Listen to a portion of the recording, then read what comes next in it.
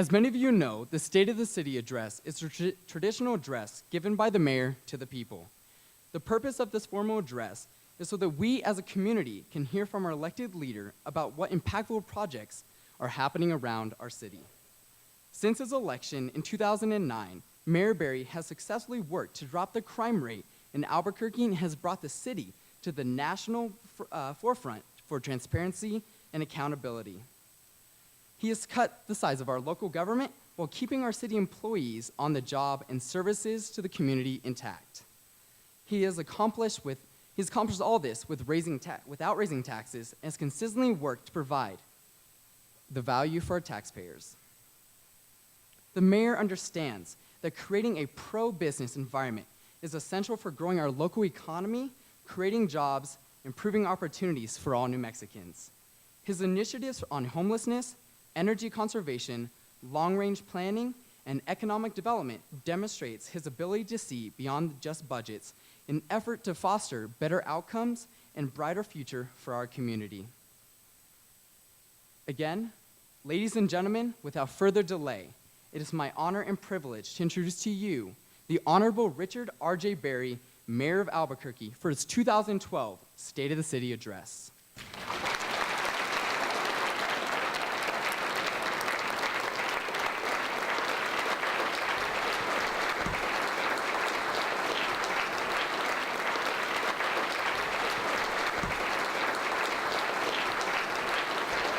Thank you. I'm going to start off with a drink of water. Hang on. I want to thank our youth advisory council members. These kids are doing a great job that's new with the city of Albuquerque. We started the youth council about a year ago, and these young folks have done a lot of work in our community. One of the main projects they worked on last year was awareness programs for the youth in our city about prescription drugs and about opioid addictions. And that's a problem that's rampant around the country, and they've done a great job of working to educate their peers on that important issue. So thank you, ladies and gentlemen, for helping me with that.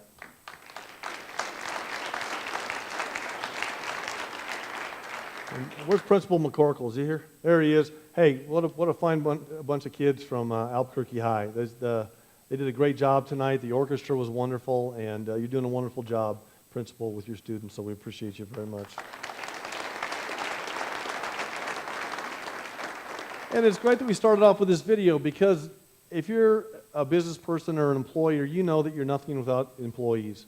And we have 6,200 plus employees at the city of Albuquerque, and they're the ones that get up every day and they go out and they do great work. They keep us safe, they pick up our garbage, they mow the parks, they just do all kinds of things. And so it was nice that we had that video. Dave Matthews and Diego, thank you so much. They're with our GovTV division. They put that together, so thanks so much for doing that as well.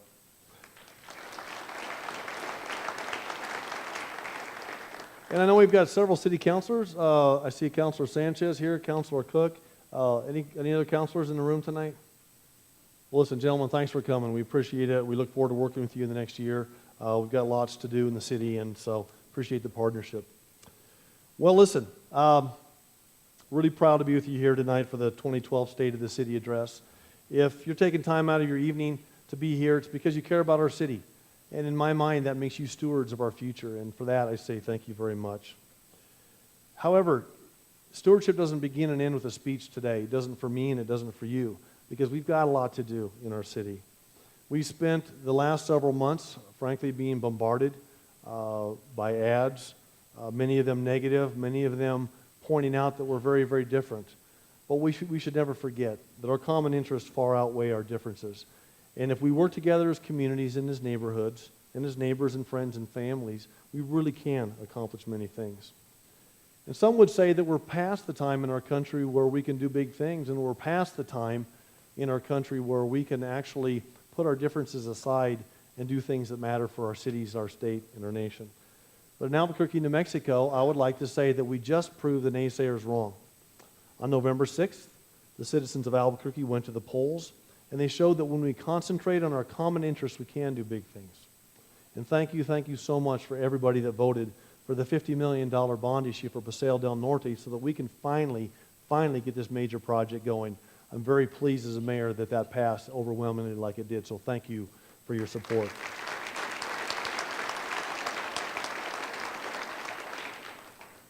And I think we show that when we work together, it's the right thing to do. Now what we need to do is we need to take this spirit of cooperation and this responsibility, and we need to take it back to our neighborhoods. For some of you, that may mean getting involved in your neighborhood association. For others, it may mean volunteering for one of our really worthy nonprofit organizations in the city. It may simply mean reading to a child. It may simply mean to you reading to a child, or simply visiting one of your senior neighbors. And we have one of our favorite seniors with us tonight. Her name is Sonia. Wave your hand, Sonia. She's right here tonight. I had the pleasure of meeting Sonia at her home, along with staff from our Senior Affairs City's Home Service Team and members of Pipe Fitters Local 412. And for over 21 years, these pipe fitters have volunteered by visiting seniors and helping them get their heat turned on safely for the winter. Sonia's an artist. I've seen her work. It's beautiful. She's vibrant, and she's inspired us to do something new with the city of Albuquerque. Like many seniors, Sonia needs a hand now and then. And our Department of Senior Affairs works with Sonia and other seniors to ensure that they can continue to live independent lives. But Sonia still has to pay $40 a week to have somebody deliver her groceries to her house. And we think we can do better than that as a city. So Georgia Armijo Brasher is here tonight. There she is. She's going to work with Senior Affairs, and we're going to put a new outreach program together to help people in our community help seniors with some of the delivery things and just the errands that they need to run. And we think that's a great way to be good stewards in our community. So if you're in the room tonight and you have an interest in helping, if you want to talk to folks at your church about helping, whatever you'd like to do, just go on to CABQ, which is our city website, look under the MOVE, M-O-V-E, which is the Mayor's Office of Volunteer Engagement, and you'll find places where you can sign up for this or really any one of the many things that we need to do in our city.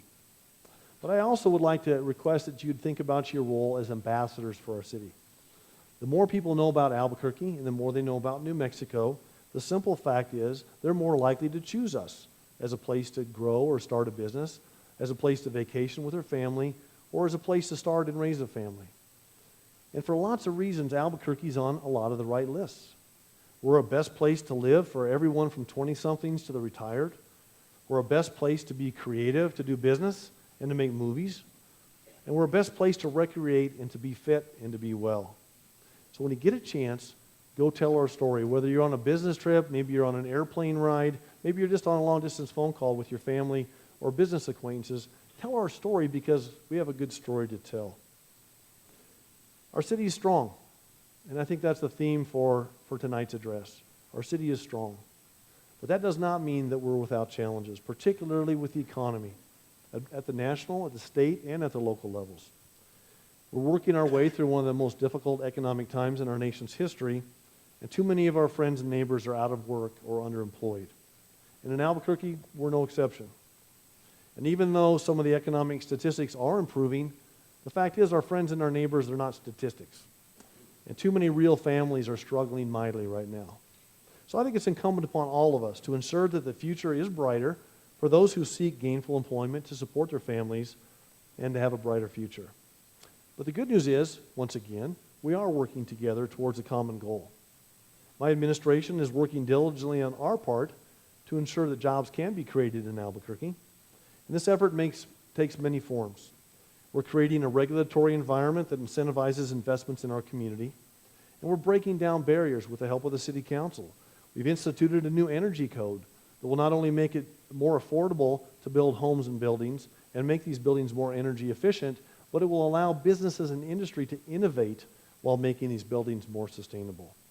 And with the help of the City Council, soon, we will pass a revised impact fee ordinance that no longer pits neighborhoods against each other as they try to attract businesses, housing, and investments. I don't think it's right. I don't think we should tolerate an impact fee ordinance where someone like Gene Bernstein, who owns Satellite Coffee, has to pay $40,000 more in impact fees if she wants to build a drive-through coffee shop on the west side of Albuquerque than she does to build her shop in Nob Hill. And I don't think we should stand by and tolerate an impact fee ordinance that forces folks like Clarissa Pena, who I think is with us tonight, to spend $8,000 more on impact fees to live next to her mom just because she lives on the Southwest Mesa rather than downtown. So we've got things that we're doing, and we're going to make a difference. And we've received some high marks for our business ranking as a business-friendly city, and we'll continue to work to move forward to make us more business friendly. We have one of the other things that we instituted along with our youth council was a small business advisory council. Alex Romero, who's the head of the Hispano Chamber in Albuquerque, heads that, along with business leaders in our community, and their job is to review and make recommendations to ensure that when we pass bills at the city council and before I sign them, and even while we're crafting these bills, that they're not only good bills for the community, but that they're not punishing our business partners and our job creators at the same time. But no matter how business friendly we are as a city, much of our success in attracting businesses relates to regulations and tax codes that are set at the state and the national level.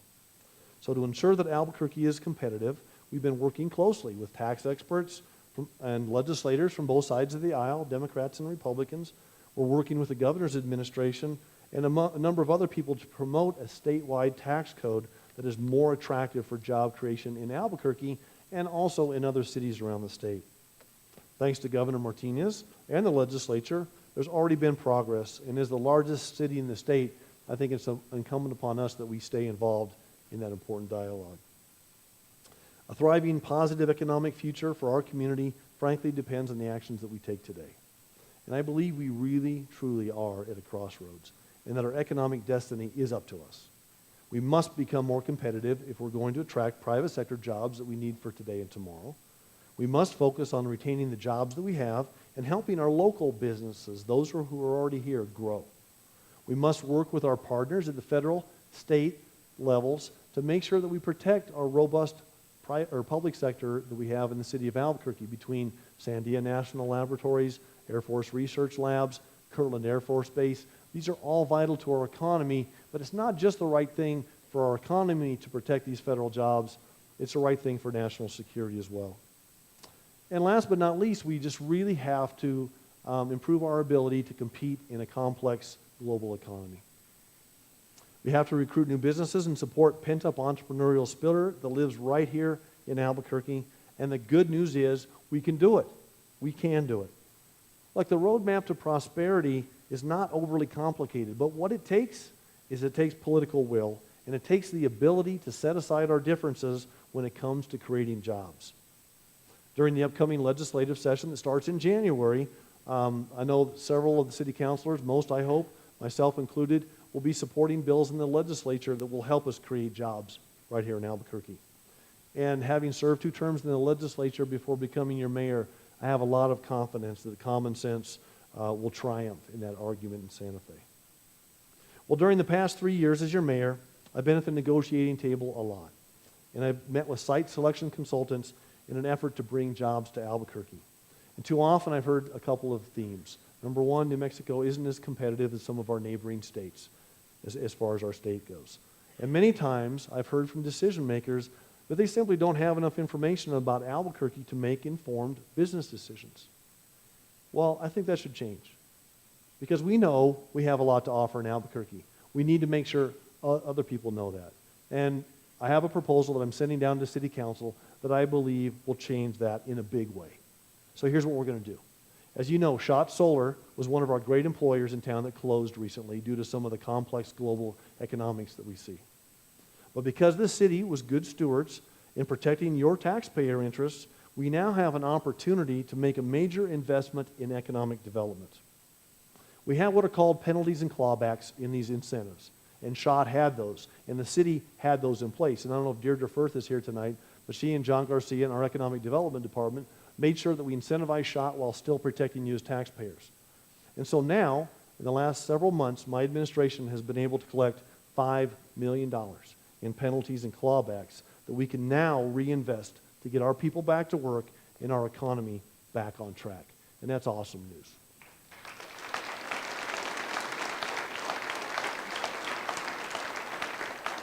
So here's what I'm proposing that we do. That we work with our partners and we put these funds to work in 4 critical areas. Number 1, let's expand our marketing programs. Let's make sure people know that this is a great place to do business. We have marketing campaigns for tourism, and that's great. But let's market us as a business location. Second, let's put a closing fund together, because a lot of times when businesses are looking at communities, sometimes there's a little extra you can put in to be competitive with your competing cities, whoever they may be. Third, let's put programs in place for the retention and the expansion of existing companies. Let's not forget those who have already invested. And let's work to develop technology entrepreneurs, because we know that's where the future is. And fourth, let's put some additional support in for workforce development programs. So what I'm saying is, let's take this $5 million, let's put it into a fund. Let's make an Economic Development Action Fund, EDACT.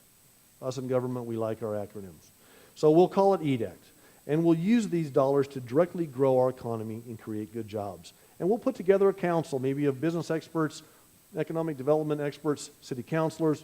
I'd like to be on it as a mayor as well. So please, if you get a chance and you think it's a good idea, tell your councilors about it.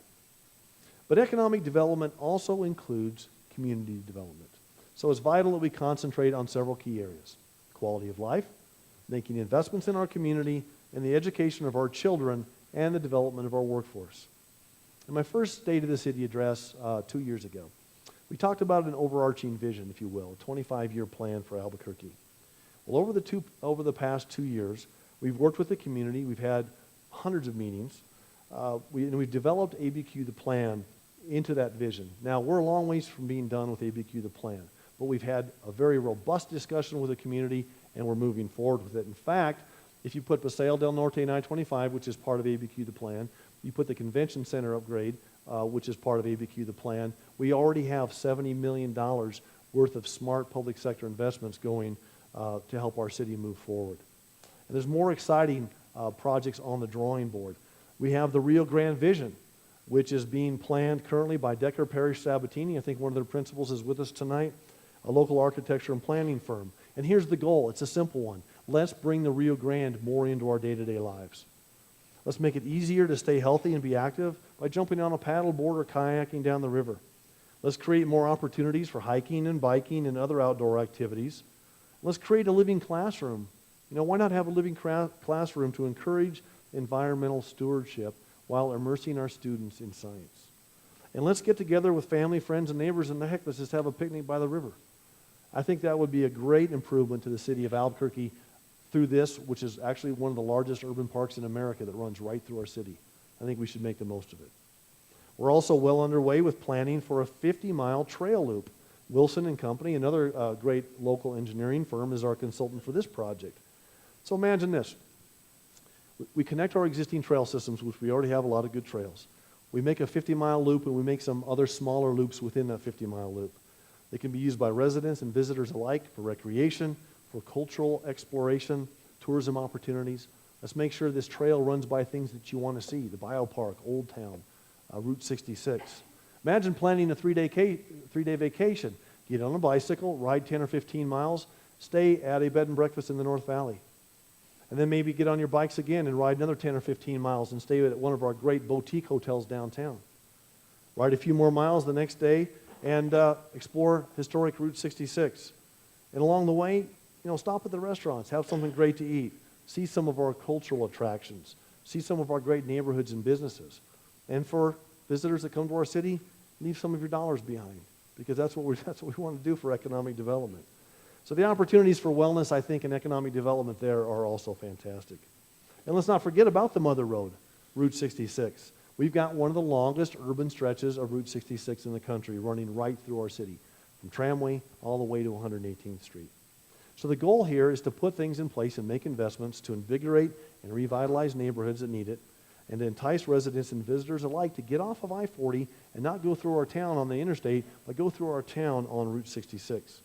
Once again, we're working with businesses and residents, and we've identified some really smart public sector investments in transportation, in infrastructure, branding, signs that say Route 66, wayfinding, and other ways to bolster private sector investments, tourism, and economic development. I think the opportunities through zoning changes also, we're looking at maybe doing some things with our neon sign codes to allow businesses to cut loose a little bit, if you will, on some of the neon. Make something interesting for people to see. And we've also, with the help of our counselors, just increased some of the density of availability so we can have a little bit more high-density housing on Central. That helps us with mass transit, helps us with economic development as well. And last but not least for today's speech, on this section of the speech, I want to talk about the Biopark. With the help of our city council, we've put a sustainable plan in place now to ensure that the biopark has a bright future and that it continues to be the #1 attraction in the state of New Mexico. So there's a lot of excitement around this. A lot of excitement, and people are getting involved with it. The vibe's really good. People are enjoying the conversation, and we look forward to having some more details in the near future. And then what we want to do is we want to take these plans, and we don't have to build them all at once, but if we take the river, and we can identify that we need a boat ramp here, we need a launch here, we need some trail here, and we need something over here, we can then start having conversations with our state legislators and say, listen, the boat ramps in your particular district, why don't you help us fund that if you have some capital outlay at the state level? We can talk to city councilors, we can talk to county commissioners, we can talk to the federal folks about leveraging those dollars. We don't have to build all these at once, but remember the goal of ABQ, the plan. Let's get a vision in place. Let's make sure we can turn around in 25 years and look back and know that we've made a great city even better. But no economic development or community plan can be considered complete without concentrating on our kids. And to that end, we've also made a lot of progress in the last year. We have a new program. Once again, thank you to my friends in the City Council for helping us fund this. It's called Running Start for Careers.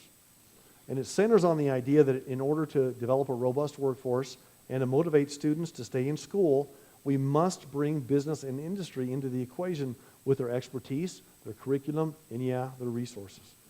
Students who participate in Running Start for Careers are taught by industry experts who have a proven track record of success and who provide mentoring opportunities and incentives to not just graduate from high school, but develop skill sets.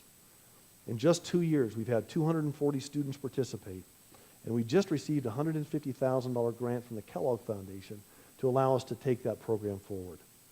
A great example of this program in action is the Associated Builders and Contractors, who now have 20 high school students, juniors and seniors, participating in their construction classes. And these students are earning dual credit for college as well as high school elective credits, and then they will also graduate with a certificate that either gives them a head start on an apprenticeship or at least a skill set that helps them enter the workforce when the time comes for them. One of those students was with us at lunch today. Really neat young guy. His name's Leo. And Leo came to Albuquerque from the Zuni Pueblo. And when he came here, he had no home and he had no family. He was homeless. And he was residing in a shelter, attempting to go to school, but you can only imagine how difficult of a road to hoe that was. He was introduced to Running Start for Careers at ABC, at the Building and Contractors, and his turnaround, frankly, has been nothing less than remarkable. He now looks forward to going to class. He participates in all activities. He feels like he has a bright future, and frankly, best of all, he's got a smile on his face. And he can see that he's got a bright future. And he thinks that he's found his niche in construction. In fact, I was told by my staff just a little bit ago that after today's speech, Leo came and we had him stand up, and there was about 500 business leaders in the room today, and I believe Leo had about 5 job offers before he left. So he's being a great example, and we're being a great example. So we think, thank you, that's right. So we think that Running Start for Careers really has a lot of potential, not just here, but really as a national model to bring industry-taught curriculum into the schools. Carol Biondi, I don't know if Carol's here tonight. There she is. She's our coordinator for the program. She's currently working with the medical industry.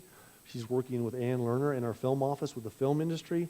She's working with financial services, and then we think we have P&M now interested in helping come in with our curriculum and the resources as well.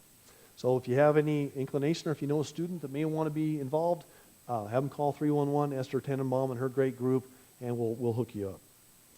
And then we had students also watching today via live feeds from the high schools around the city. So thanks to APS for helping us kind of bring technology in our youth council and really bringing our youth more into the democratic equation. And we told the students we have a new hiring program at the city where we have youth interns that come in and do service projects around the city and get paid for doing it. And we hope that that's an opportunity for them to also get connected, potentially in a career field of public service. And I know we have a lot of public service professionals in the room today. So that was a new program that went really well last year.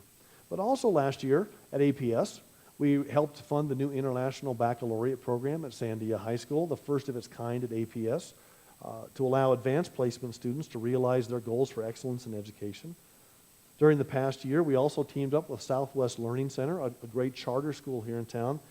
We leased them one of our city-owned buildings at Double Eagle Airport, And they started a STEM school, science, technology, engineering, and math, with a focus on aviation.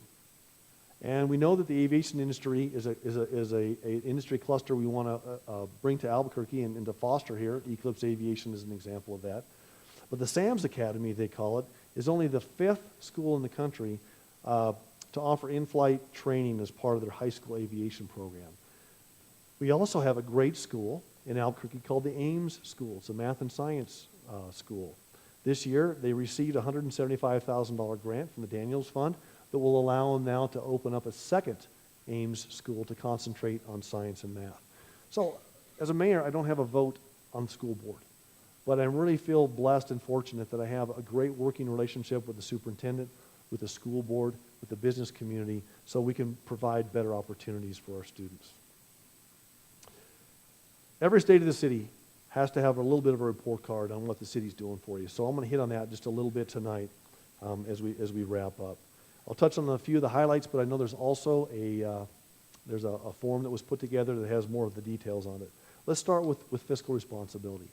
Well, fiscally, we're doing better than the city's done in years past because we've made some tough decisions and we've gotten the boat upright as far as our fiscal picture goes.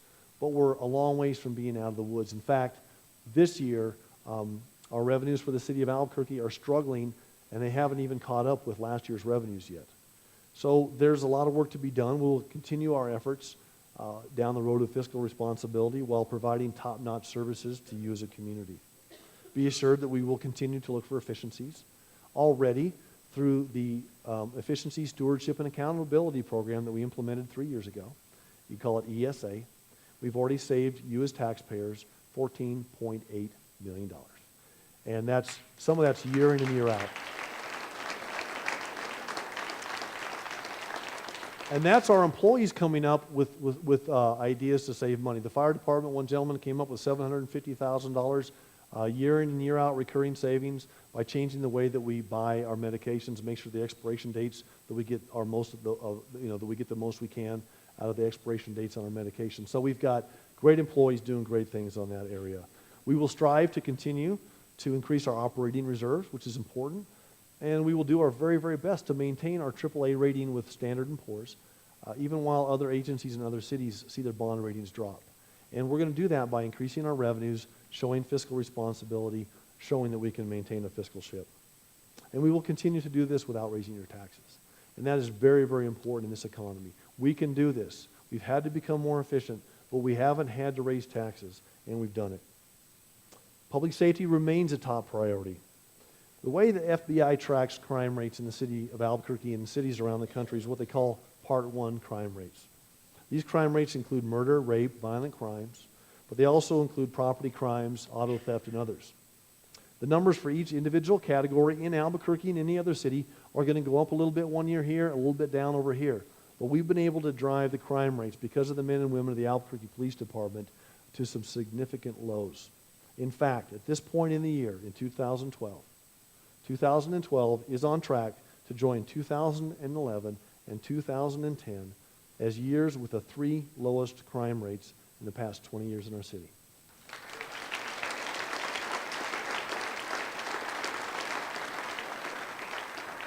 And that's great news for Albuquerque and for our citizens, and it's a tribute to these men and women sitting right over here from the Albuquerque Police Department.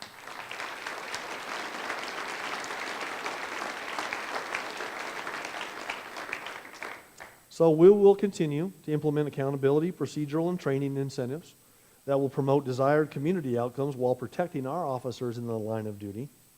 And we will continue to ensure that innovation remains on the forefront. So in early 2013, we will implement our new Real-Time Crime Center. This new initiative will provide valuable information to officers on a real-time basis about the event that they're being dispatched to. Details about the parties involved, the history of the address, other valuable information will help officers make better and more informed decisions prior to arriving at the scene. I'd like you to watch a quick video on the Real-Time Crime Center, if you would, please.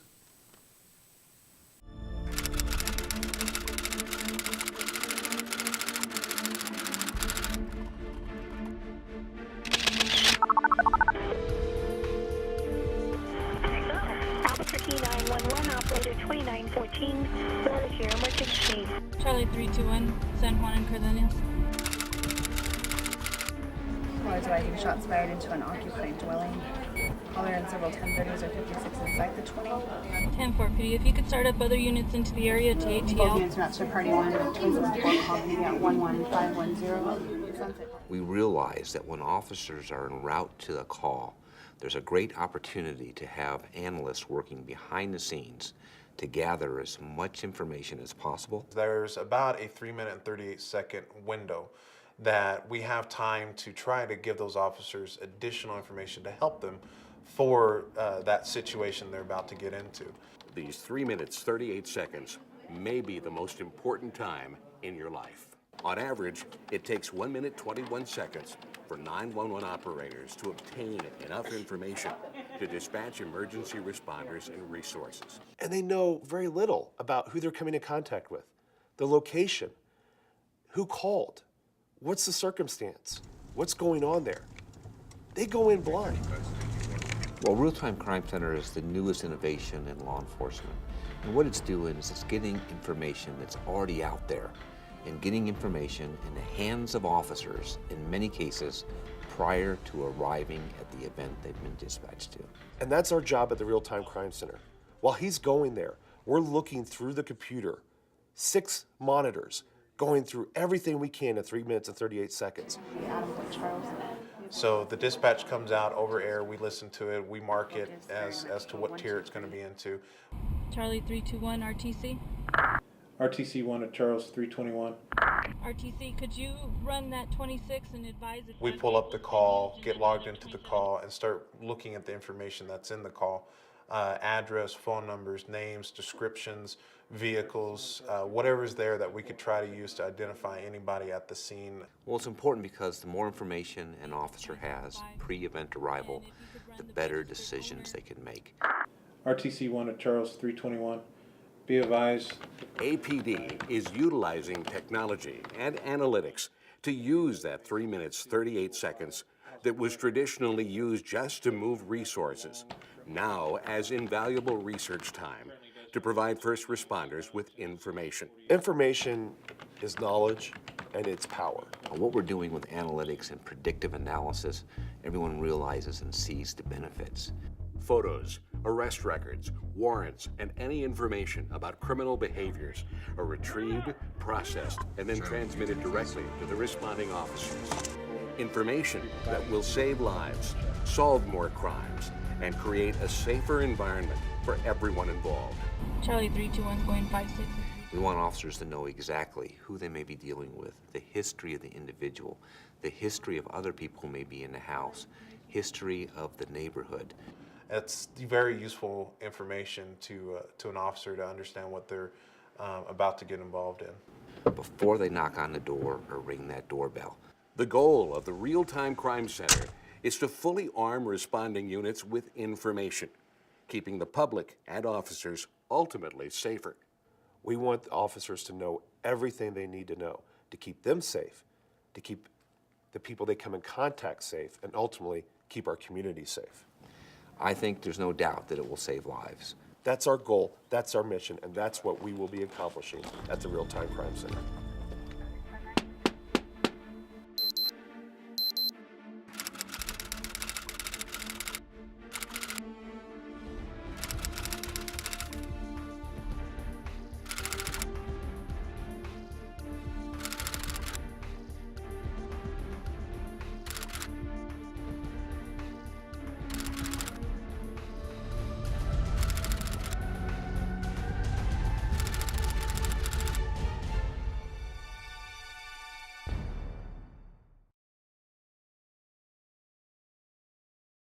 With the victim for both.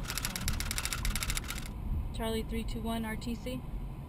RTC 1 at Charles 321.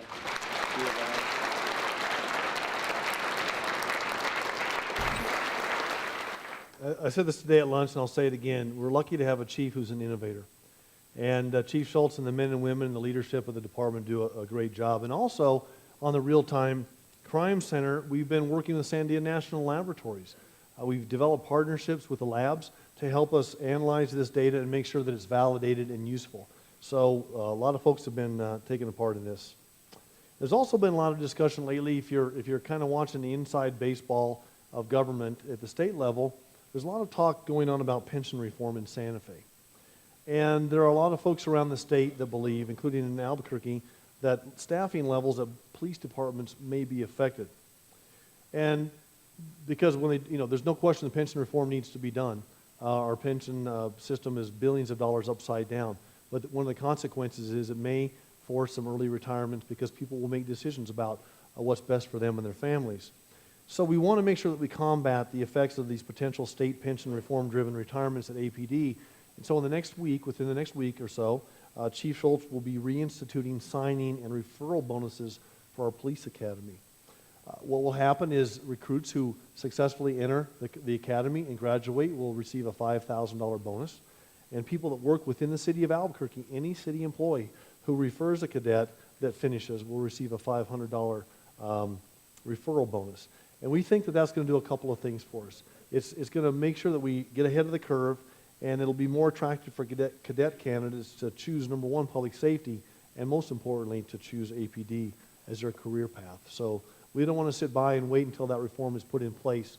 We want to make sure that we get on the front end of the equation, and we'll be doing that in the next week. On public safety still, let me talk about a few things. Since I took over as your mayor, we've had to cut over $140 million from government spending just in the first 3 budgets. $100 million the first year alone. We've accomplished the spending cuts while actually adding firefighters to our ranks. We've done it while building 2 new fire stations, adding a new ladder truck to the west side of Albuquerque, and acquiring other essential equipment for the fire department. We look forward to having the ribbon cuttings on these 2 new fire stations before the holidays. I think Station 7 is coming up soon, and Station 2 as well. So listen, here's the deal. We've got 2 of the finest public safety departments in the nation. The men and women and the leadership of the Albuquerque Fire Department and the Albuquerque Police Department are dedicated to the people of their city. I see it every day. They're doing a great job for us. So if you get a chance and you're out at the grocery store, the hardware store, and you see one of our public safety heroes, just stop and say thanks because they deserve it.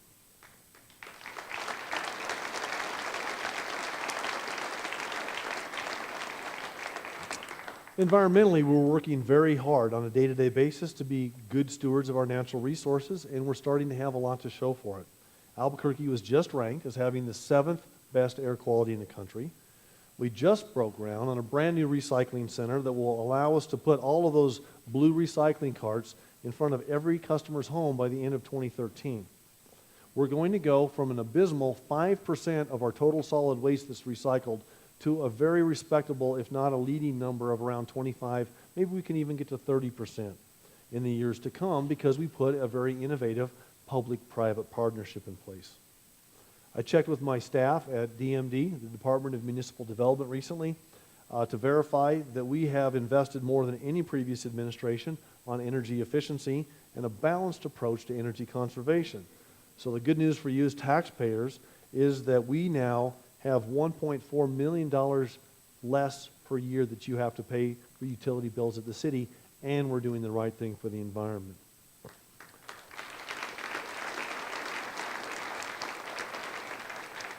One of the big headlines in the last couple months is the fuel plume, the fuel spill that took place at Kirtland Air Force Base for the past number of decades.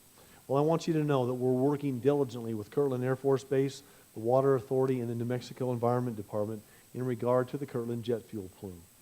The fact is this, we're not going to rest until we have the plume adequately studied and that adequate remediation efforts are implemented. My family drinks the same water as your family when it comes out of the tap, and I have a great deal of confidence that the water in our faucets is safe today and that it will be safe in the future. Colonel Kabenik, John Kabenik, who is the commander of the Air Force Base, was with us for lunch today. We developed a great working relationship, and this is no doubt going to be a long-term project, but I have no doubt in my mind that it can and that will be resolved. So transparency and government accountability, I want to hit on that for just a moment because it's really become a hallmark of the administration.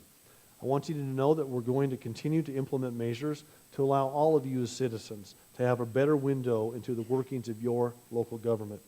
I invite everybody here to get on our new website, cabq.gov. Our IT team has done a fantastic job. Dana Gardner and her staff in our communications area have put together, I think, a world-class website that's much, much easier to use. We now have iPhone apps for it as well. Here you can find our transparency portals, our new dashboard of performance measures that we put up just last week, and also our new town hall feature. So get connected. You can find your city services and do all the things you could do on the previous website, but we now have a new town hall button so you can tell us what you're thinking and feeling about the work that we're doing on your behalf. The city council also has a portal in there as well so you can communicate with them easier. So working with all of you has been a great pleasure for me as a mayor, but none more than our efforts over the last several years to take care of our neighbors and our friends who need a hand. I'll tell you what, Albuquerque Heading Home, if you've heard of Albuquerque Heading Home, you know that it's our community response to chronic homelessness. We've now housed 139 people and 12 of their household members. That's 151. Thank you. That's 151 folks who now have a roof over their head and no longer have to worry about dying on the streets or spending another night in the emergency room to avoid the perils of a homeless existence. And our city, I really think, should take a moment and be proud of our efforts because we've really come together in this effort, and we need to make sure that we continue with it. And we've not forgotten about those who have bravely served our country either. This past year, with the help of Roger Newell, who you met earlier at the pledge, we implemented the first of its kind Veterans Hiring Initiative at City Hall. In just a few short months, we've interviewed 176 veterans who no longer have to be at the back of the line when it comes to getting a job with the city. I believe this is a really simple but very innovative and elegant solution to helping our heroes when they come home to get a job by moving them to the front of the line, allowing them to get interviews, because if you don't get an interview, your chances of getting hired are next to none. So we're going to move you to the front of the line.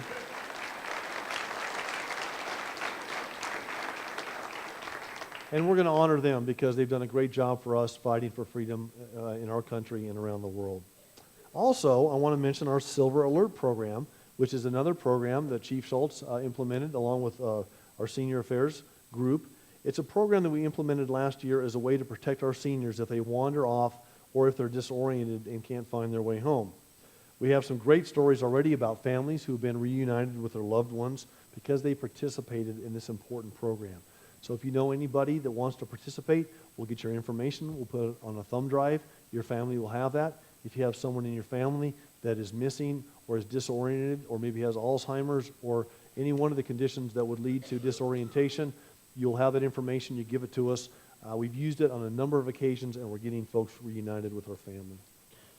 And our animal friends. I don't want to forget about our animal friends. They've also fared quite well during the last year. In short, here's the story. Overall euthanasia rates for animals are down. Adoptions into loving families are up. And our ramped-up spay-neuter programs are producing tremendous results. And even with the budget restraints we've had over the last several years, we've been able to add animal handlers and veterinarians, and we will continue to look for opportunities to improve the well-being of our animal friends. So as you can see, we've accomplished a great deal, and we've done it by working together. We will continue to be fiscally responsible. We will continue to make public safety a top priority. We're making great strides with critical infrastructure, thank you voters, smart public sector investments, and also with quality of life initiatives. We're taking responsibility for economic future, and we're going to invest, with the help of the City Council, $5 million to change the course of our economic destiny. And our great employees are continuing to provide a high level of service to our community, even during these difficult times when budgets are tight and resources are stretched. But let's remember, there's a lot left we can do. So as we leave tonight, let's all do our part to make this city even better. We can't afford to be of the mindset that it's someone else's job to move our city forward. If we leave it to someone else, the job simply won't get done. Each of us can, and each of us must do our part to make a difference. And don't forget, we talked about your role as ambassadors for our city. Tell people about the progress we're making in Albuquerque. There's no shortage of positive things that we can talk about. And if you'll remember at the beginning of the address, I mentioned that one opportunity to tell people about our story as a city is on an airplane trip. Well, starting soon, you'll have one more opportunity to do just that. In my hand, I'm holding a press release that will come out tomorrow morning. And this press release will announce the arrival of another great air travel partner to the city of Albuquerque. Tonight, I'm pleased to announce that JetBlue will begin service to Albuquerque in the spring, and their first flight will be a direct, nonstop flight to New York City.